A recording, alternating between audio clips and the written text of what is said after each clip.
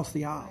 You have to talk to both business and labor. One of the great things about our campaign, if we got businesses and organized labor who have both endorsed us, who are both on board with this campaign, that's people that have a common purpose, and that is to grow business, expand the workforce in Alabama, and with their help, both business and labor, we can do the kind of things that I think can bring jobs to Alabama, but also expand the jobs that we've got here.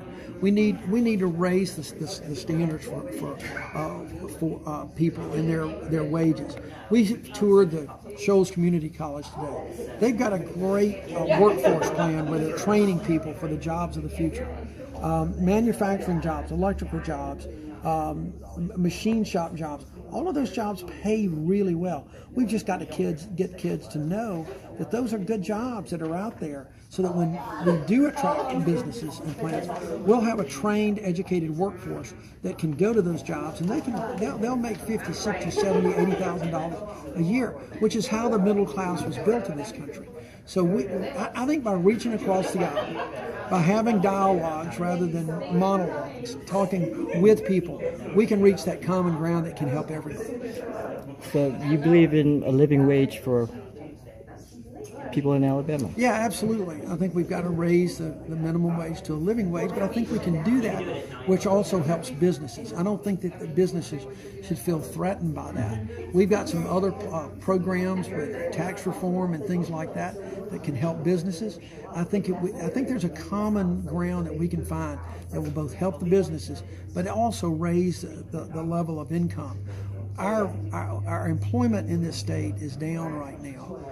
We've got the unemployment rates down to below 5% for the first time in a long time.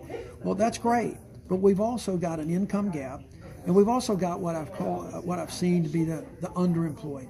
People that are working, but they're still at a wage that they just need more. They got a mortgage, they got family, putting kids through school, they got health care issues that they need to deal with. Those folks need to have some help with some training, so that when the new businesses expand, they can get an even better job. And that's the kind of issues. It's a very complicated, but everything is connected in every community. Healthcare and education and jobs are all connected, and you can't just work on one to the exclusion of the other. You got to work on all three. It may not be possible, but what are your thoughts on Medicare for all?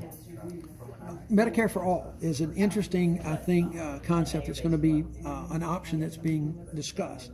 I'm not quite there yet, mainly because of the budgetary constraints right now. We're talking about issues that would really increase the debt, and I'm concerned about increasing the debt more than we are right now. On the other hand, I do think that you can look at what I call a public option for health care. Not just have one provider for health insurance, but to have a public option where people can buy into, like a Medicaid program or Medicare program. Medicare is run very, very well in this country. People could buy into that. It would help stabilize the markets. So I think that is a step in the right direction. And then we'll see how that goes. Everything is on the table. What I've talked about with healthcare is it's very complicated.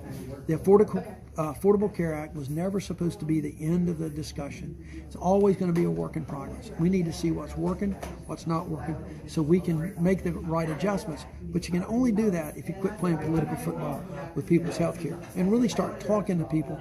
Get the doctors, get the hospitals, get the insurance companies, get pharmaceutical companies all at the table to talk about what's good for everybody.